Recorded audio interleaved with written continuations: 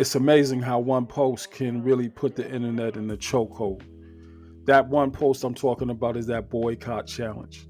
And I think more so than how terrible those words came across and how they came across, the thing that we need to focus on, and I think that really pisses us off the most, is that he ain't tell one lie.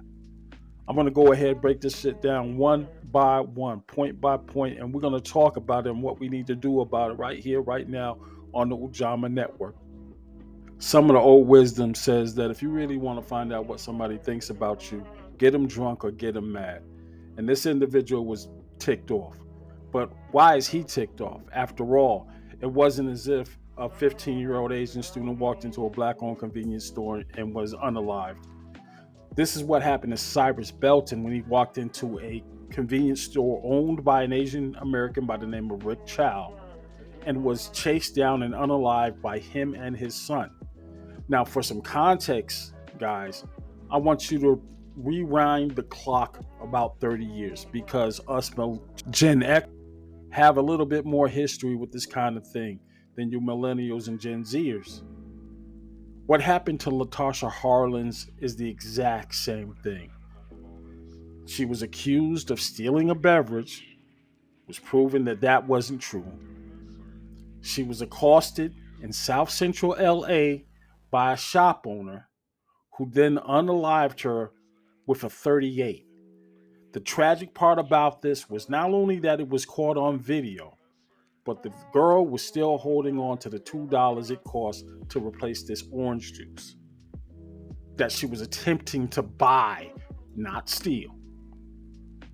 What's even more tragic about that other incident with Latasha Harlins is that even though the video evidence came through, the verdict was guilty, and the state recommended 16 years, despite all of that, the judge superseded and sentenced her killer to 5 years probation, a $500 fine, and funeral cost. So yeah, we're a little bit more ticked off than this gentleman was. Now, why is he saying the things that he's saying? Because it's his truth. This is what they really think about us. And you shouldn't downplay that at all. When the truth comes out, you gotta believe them. When somebody shows you who they are, believe them. And this is what we've always known. This is just confirmation of what it is. So we're gonna go down point by point with that historical context of what's going on, because what I'm telling you happened to Latasha Harlins. This happened a few weeks after the Rodney King video was released. And we know what happened in the aftermath of that. South Central exploded in 1992. So please understand how dangerous those comments he made were at this particular time. And let's go down point by point what he said. I love when the black community says, let's boycott Asian businesses. Please do. We'll get rid of the Chinese takeout, the dry cleaners, the laundromats. Let's get rid of the liquor stores as well. Get rid of the Jordans you guys wear, the Nikes you... I'm going to bypass chicken wings and fried rice. I'm going to bypass, dry cleaners. We're going to go straight to the two things that I find kind of offensive. Liquor stores and Jordans. Okay, so here we go with the liquor store thing. First and foremost, nobody else is going to have a liquor store in their community.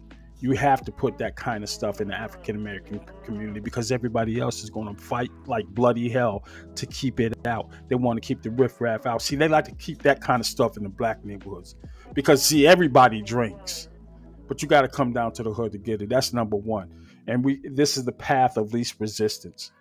That's one. We're going to get back to some give and takes on this whole economic forum in a second, but I want to address you on this Jordans and Nike issue.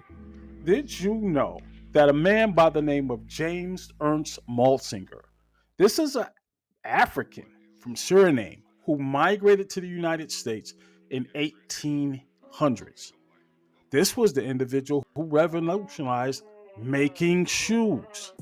The same technology hundreds of years later that gives Chinese people their jobs. And why are we going to China? to have those shoes made, cheap labor. So you flexing on some really, really bad stuff. I don't even understand why you would think exploitation of your own people is a flex. A black man invented the technology that you use to this day to make those shoes. The lacerating machine, the lacerer machine, yeah, that was a man by the name of James Ernst Maltinger. And you should be aware of that before you get on the mic and start talking crazy. Shower caps, the Hondas, the Hyundais, all your car electricians. Pump your brakes, homeboy. Once again, black people are going to show up in some very unexpected places for you. Henry Ford is credited with the automobile assembly line. But did you know he leaned heavily on black people? Two of them in particular. One was George Washington Carver, who allowed for technological advancements in the manufacturing of plant-based materials to be put in those cars, like the rubber and some of the wiring harnesses that were used in these early model cars. And then when it came to the assembly line that Henry Ford is credited for, the very first employee was a man by the name of William Perry. Why was he put in there? Because of what they did to make that assembly line work.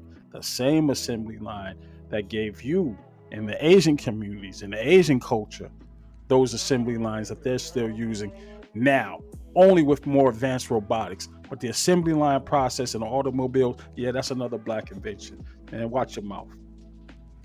The electronics in your house, the Sony, the TV system, your sound system, the microphones that you guys use to rap and speak about awareness for the black culture and the hip hop culture. Where do you think that's made? That's made all in Asia. Because businesses are caught on a long time ago that it's so much cheaper to make it there. That same microphone you talking about is going to cost $3,000 in the United States because we have something called labor laws. Stop playing with us, man. And here's another thing for you guys. You guys want us to leave the neighborhood so bad? Oh, Asian people are in our neighborhoods? We're in white neighborhoods. We have our own Chinatown. We have our own Koreatown. You think we really need? And that's where the disrespect came to a head for me. Because for every Chinatown, every Koreatown, there was at least two St. Louis massacres, a Greenwood massacre, a Tulsa, Oklahoma massacre, an Elaine, Arkansas massacre, Rosewood, Oscarville, Georgia. Listen, the only reason your communities exist is because after those towns were destroyed, black people had to separate to the four winds. And wherever they coalesced and got together, that's where your community found shelter. You were in those communities before you moved out. And as far as getting that capital, going to the bank, are you serious, bruh? Are you really serious? Your own documentation says what happens in the United States when we try to go get money versus how foreigners can go get money. We're turned down at a much higher rate.